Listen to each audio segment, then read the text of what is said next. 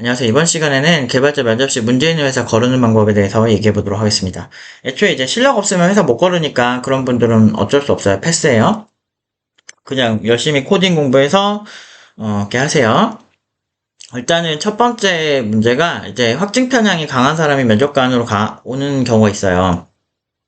제가 생각 떠오르는 사람 몇 명 있는데 그 약간 이게 아예 모르는 사람이면은 상관이 없어, IT 업계를. 근데 이제 그 회사에서도 나름 입지가 있고 막 그런 사람들이 이런 경향이 좀 있어. 좀 어느 정도 위치가 있고 그 나름대로 지가 뭐 팀에서는 좀 한다 이거지. 그래서 이제 좀 나대고 막 이런 성향의 사람들이 좀 있기는 한데, 그러니까 어느 정도 자기가 이제 그 회사의 기여도가 있으니까 저렇게 좀 약간 어떻게 보면 좀 무례한 건데, 당신은 이럴 거예요. 뭐 내 얘기 나 오늘 처음 보는데 나 면접 보러 왔는데, 그냥 그런 얘기들 아무렇지 않게 하는 사람들이 좀 있어. 그래서 그런 사람들은 웬만하면은 저는 그렇게 좋게 보진 않아요. 왜냐하면 실제 업무를 할 때도 너는 그럴 거야. 넌 이렇게 하겠지? 라는 식으로 사람을 좀 정하고 보는 경향이 되게 있거든요. 근데 그런데 가면은 이제 그런 상사가 좀 꼰대거나 이러면 굉장히 이제 좀 피로도가 높아지죠. 그냥 결과만 보고 이제 넘어가면 되는데 그런 사람들이 의외로 되게 감정적이에요. 그러니까 상대방을 자기 맘대로 옥죄서 꼰대처럼 한다는 거는 되게 감정적인 액션이거든. 그러니까 내가 너보다 위에 있는 사람이고 넌 나에 복종해야 되고 이런 마인드가 있는 사람들일수록 확증 편향이 강한 케이스를 되게 많이 봤어요. 아니면 자기 세계에 되게 갇혀 있거나 어쨌든 좀 그렇지 않을 수도 있다는 전제를 깔아야 되거든. 나이키의 CEO인 그 분도 보면은 자기가 생각할 때 아닌 것 같아도 되게 훌륭한 동료들의 의견들을 들어서 나이키 로고도 만들고 나이키의 다른 방향성을 이제 이렇게 가서 그렇게 뛰어난 사람도 그렇게 타인들의 의견들을 잘 융합을 해서 그러니까 실력 있는 팀원들이 있었겠지. 그런 사람들을 보면서 갔을 때 인류가 되는 건데, 이제 좀, 그게 좀 아쉽더라고. 심지어 스티브 잡스 같은 게 엄청난 똑똑한 사람도 결국에는 타인의 의견을 듣지 않고 뭔가를 하진 않거든. 자기 스타일이 있음에도 불구하고. 뭐 그런 부분들? 그래서 확증 편향이 초반에 이제 면접 볼 때부터 강한 사람이 있어. 막, 그리고 내가 너보다 상하 관계가 되게 뭐 명확하게 있다라고 하는 거. 그러니까 3번이거든요. 그러니까 3번 케이스는 잘한 건 안 보고 꼬투리 잡는 회사 면접관인데 이런 사람들은 어떤 짓을 하냐면 보통 면접관으로 개발자들이 오는데 그때 내가 너보다 위에 있어라는 거. 그러니까 목도리 도마뱀이 별로 세지도 않은데 되게 센 척 이렇게 확 펼치는 것처럼 약간 좀 개발자들이 되게 안 좋은 습관인데 이런 케이스의 사람들이 진짜 많아요. 그래서 이런 사람들이 보통 2번이랑 같이 연관이 많이 되는데 연봉 부른 거에 이제 발작을 하는 거야. 그래서 막 너가 신입인데 감히 5천을 불러? 이러면서 그 돈에 꽂히는 거지. 근데 사실 진짜 막 저처럼 되게 어렸을 때부터 억대 연봉 받고 이랬던 사람들은 그리고 저보다 더 진짜 되게 나이도 어린데 돈 엄청 잘 버는 애들 많거든, 여기. 근데 그런 사람들이 님 주위에 없는 거는 그냥 님 주위에 그런 수준에 있는 사람들밖에 없거나 그런 수준의 사람들이 님들이랑 같이 어울리고 싶지 않은 거예요. 그건 어쩔 수가 없어요. 그러니까 왜냐면 그 돈 가지고 진짜 지랄들을 해. 나 진짜 프리랜서 할 때 돈 좀 많이 받는다고 아무튼 별 말도 안 되는 거 갖고 시비 걸고 이런 사람 진짜 많았거든. 내가 팀노바 하면서까지 그렇게 학생들 고연봉 많이 보냈다고 그 별의별 시비를 다 걸린데 막 최근에는 어떤 댓글이 있냐면 뭐 근데 이미 연봉 6천대로 가네야. 걔 댓글에 달렸어. 나였으면 이미 이력서 컷 이러면서 이 친구에 대한 작품도 모르고 이 친구가 어떤 실력인지 전혀 데이터가 없는 상태에서 그냥 무조건 컷이라는 거지. 너는 신입이니까 그걸 못 받는다는 되게 권위주의적인 커트라인을 갖고 있는 거야. 그래서 기본적으로 그거는 IT 업계에서 굉장히 식견이 좁은 상태로 보고 있는 거지. 옛날에 내가 옛날에 그 중학생을 가르친 적이 있었거든? 한 십 몇 년 전에? 근데 그 중학생이 지금 보안업계에서 손꼽히는 전문가 중 한 명이 됐어요. 엄청 성장을 했더라고. 되게 기특해. 내가 한번 이렇게 그 보안 대회에서 또 우승했다는 기사 한 번씩 뜰 때마다 내가 한 번씩, 내 옛날 제자였는데, 내가 그때 걔한테 C랑 C++이랑 이제 웹 개발 그 백엔드 쪽을 내가 가르쳐 줬거든. 그래서 설린 인터넷 고등학교 그 입시도 같이 준비해서 이제 잘 됐어. 그래서 잘 갔어. 그 이후로 엄청 승승장구하더라고. 내가 있는 회사의 대회에서도 그 친구네 팀이 1등하고 지금 돈 엄청 잘 벌 거야. 그래서 그런 애도 내가 보면 이렇게 데프콘인가 거기서도 10위권 안을 했다라는 기사를 본 적이 있거든. 나 항상 기특하게 보고 있어. 근데 그 친구도 데프콘이 세계에서 제일 큰 대회거든요. 해킹 쪽에서는. 그래서 아무튼 그런 거 보면서 내가 응원을 항상 하고 있는데 그런 친구들이 걔가 그런 대회에서 우승하기 시작한 게 거의 20대 초반이더라고. 그러니까 20대도 안 돼서 그전에도 대회상을 되게 많이 탔는데 20대 초반에 그렇게 하면은 이게 약간 해커들은 약간 되게 이렇게 못된 의뢰들도 되게 많이 오거든? 그 뒤에서 막 오면 막 몇 억씩 부르는 케이스도 있어요. 진짜 되게 실력 있는 해커들한테는. 근데 그게 불법이니까 다들 이렇게 안 한다는 사람도 많고 그런데 그런 걸 이제 주변 동료들 통해서 많이 보거든. 보안 전문가들 이렇게 얘기하다 보면.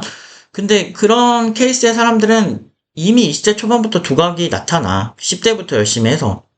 내가 가르쳤던 제자도 처음에는 동네 학원에서 배우니까 수준이 너무 낮았어. 뭐 정보 올림피아드 뭐 문제풀이 이런 거 하는 거야. 그래서 알고리즘 문제풀이는 참고는 할 수 있고 그냥 가볍게 하는 건 좋지만 그거에 목숨 거는 거는 개발자 실력이 절대 아니거든.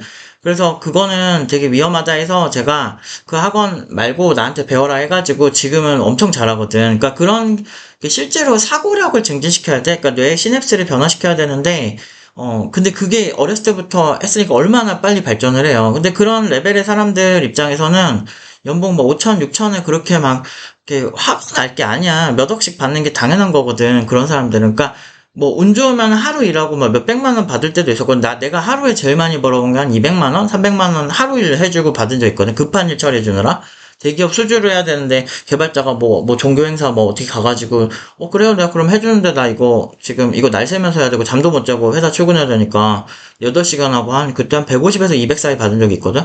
그러니까, 근데 나보다 더 많이 벌고, 막 그런 사람들 진짜 있거든. 근데 그런 레벨에서 놀아본 적이 없으니까, 연봉 5천에 시비 거는 거지. 그러니까, 연봉 5천에 시비 걸 거는 아니지. 그러니까, 뭐 연봉 5천, 뭐 못한, 5천보다 못 받고 그런다고 해서 막, 그 사람들이 뭐 쓰레기거나 막 그런 얘기가 하는 게 아니고 그 이상을 지향하기 위해서 팀노바 유튜브 채널을 보는 거라면 그 이상의 레벨이 있다는 거지. 그러니까 그러니까 이게 문제가 뭐냐면 본인이 서민으로 사는 게 만족스럽다면 맞아. 그게 괜찮은 거야. 그거 가지고 누가 뭐라고 하지 않아요. 근데 문제는 본인이 만족하면 그거에 만족하고 끝나지. 왜 뭔가 돈을 연봉을 많이 받고 이런 사람들한테 그런 걸로 시비 거냐 이거지. 그래서 실제로 보면은 회사에 지가 안 부르면 되거든? 굳이 불러가지고 훈계하려는 애들이 있어. 너 말이야, 너 아무것도 모르고 이렇게 불렀다 하는데 그 연봉을 부르는 뒤에는 내가 있거든? 팀노바 팀원들한테. 내가 있고, 너 이 정도 받아도 충분히 소화하겠다 싶어도 부르는 거야. 그래서 그 회사 들어가서 얘가 일을 못해서, 팀노바 팀원들 뽑았더니 뭐 문제가 많이 생겨서 퇴사를 시켰습니다. 뭐 강제로 입사 절차를 포기했습니다.부터 해가지고, 아니면 잘랐습니다. 뭐 이런 게 있어야 되는데, 그런 게 또 없어요. 엄청 후기 좋고, 오히려 막, 최근에도 보면은, 이제 팀노바 이제 오픈 단톡방에, 이제 그 회사에 되게 높은 포지션으로 들어간 친구가 있어. 경력은 한 6년 정도 된 친구인데, 연봉은 한 6천 이상 받은 친구가 있어요. 6년 이상. 그전보다 한 2천만 원 올려서 가는 친구가 있는데, 그 친구가 이제, 풀로 원격 근무를 한대요. 풀 재택을 한다는 거지. 디지털 노마드의 삶을 사는데 풀 재택근무에 관심 있는 분들 저희 회사에 지원해 주세요 하면서 그 회사를 올렸어, 오픈톡방에. 그래서 몇몇 분들이 관심을 보였거든요. 저 지방에 살고 있어서 제가 한번 지원해보고 싶네요 라고 하는 분들도 있었거든요. 그러니까 그 정도로 되게 연봉도 괜찮은데 주니어 레벨에서 좀 원하긴 했었거든요. 근데 그 회사가 그래도 연봉을 적게 주는 편도 아니고 그 친구가 받는 레벨이 있으니까, 그래서 돈도 괜찮게 주고, 이런 회사들에서는 면접을 보러 가면 연봉을 얘가 만약에 뭐 1억을 불었다고 쳐. 근데 그거 가지고 시비 걸진 않아요. 그러니까 확증 편향을 하는 거지. 무조건 신입은 이거 받으면 안 되는데, 그러니까 엄청나게 뛰어난 이등병이 들어왔어. 얘가 뭐 하버드 박사학위까지 땄는데 이등병이라는 이유로 네가 내 아래야 라고 생각하는 이런 멍청한 그런 면접관이 나오는 회사들은 거르세요. 왜냐면 아까 말한 20대 초반에 어마어마한 성과를 이루는 그런 말도 안 되는 수준의 친구들이 의외로 되게 많아요. 그 게임 쪽에도 되게 많고, 게임 서버 처리하는 애들 중에 진짜 기깔나는 애 봤고, 데이터 복구 쪽에도 꽤 많고, 보안 쪽에도 되게 많아요. 근데 그런 레벨로 놀아본 적이 없는 사람들은 그냥, 얘는 군대로 치면은 이미 미국에서 천재적인 어떤 그 군사 전략을 이미 되게 타고난 걸로 알고 있는 엘리트 수준의 어떤 개발자인데, 얘가 신입이라는 이유로 똑같이 모든 평범한 이등병이랑 똑같은 수준으로 얘를 대하려고 하는 것 자체가 굉장히 감정적이고 들어가면은 이제 고름 짜이기 딱 좋은 스타일의 사람이죠. 그래서 여러분들이 되게 생각을 되게 명확하게 해야 돼요. 애초에 그런데 안 가려고 우리가 공부를 하는 거거든?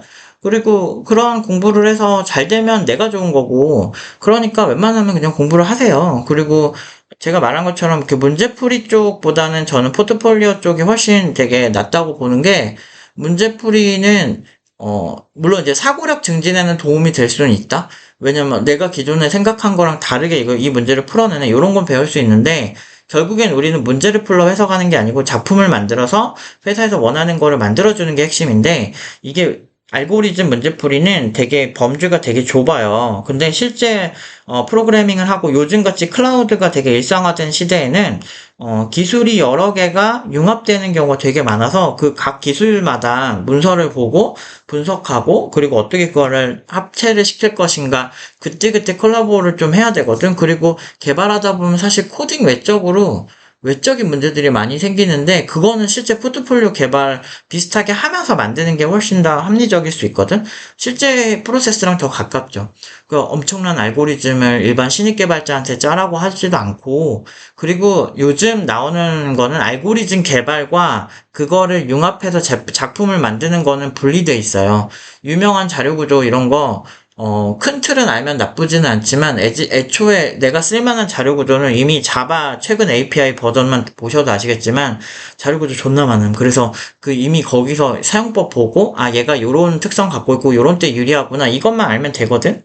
그래서 그런 거 알면 되는데, 아직도 되게 쌍팔년도 느낌으로 코딩 교육을 하니까 연봉 차이가 팀노바랑 너무 많이 나는 거예요. 그래서 근데 이제 그 옛날 패러다임, 자기 신입 때 패러다임으로 이등병 마인드로 보면 그냥 군대 시즌2가 되지.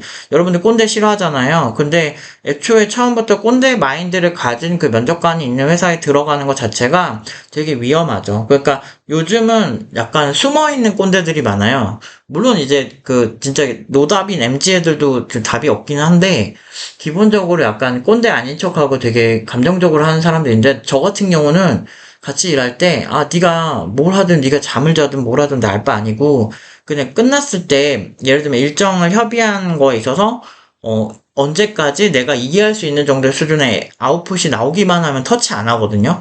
근데 이 꼰대 회사는 여러분들이 아무리 뛰어나고 천재여도 신입은 무조건 3천을 받아야 된다. 네가 존나 잘해도 네가 한 3억 원어치 네가 코딩을 한다고 해도 너는 무조건 3천이야. 이렇게 확증 편향을 하는 회사들은 애초에 사람이 아침에 늦는 꼴도 못 보고 사실 조금 늦더라도 개발자가 스트레스 안 받고 오는 게 조금 낫지 않나? 그리고 만약에 이 사람이 늦게 출근을 하고 뭐 빨리 퇴근을 하건 결국엔 얘가 나랑 협의된 아웃풋을 제대로 내기만 하면 장땡이거든. 근데 그런 거에 대해서 되게 예민하고 그래서 이렇게 빡치는 경우가 많습니다. 아무튼 이 상황에서 스스로 선택하고 나중에 욕하지 말고 처음부터 좀 잘 고르세요. 그리고 이 상황에서 들어가서 이직 못하는 건 이제 본인의 수준 때문이다. 슬프게도 뭐 팩폭을 하려고 하는 게 아니고 그냥 저는 일상에서 이런 생각을 하는 거거든요. 그래서 내가 가르친 학생이 연봉이 낮게 가면 저도 많이 잘못을 한 거라고 생각을 해요. 그래서 같이 안 그렇게 하려고 알려주죠. 근데 알려줬는데 안 하면 뭐 그거는 이제 그 사람 아웃풋이지만 알려줬는데 이 친구가 열심히 그걸 했고 내가 원하는 스타일로 개선이 됐어. 그러면은 당연히 그러면은 잘 되죠.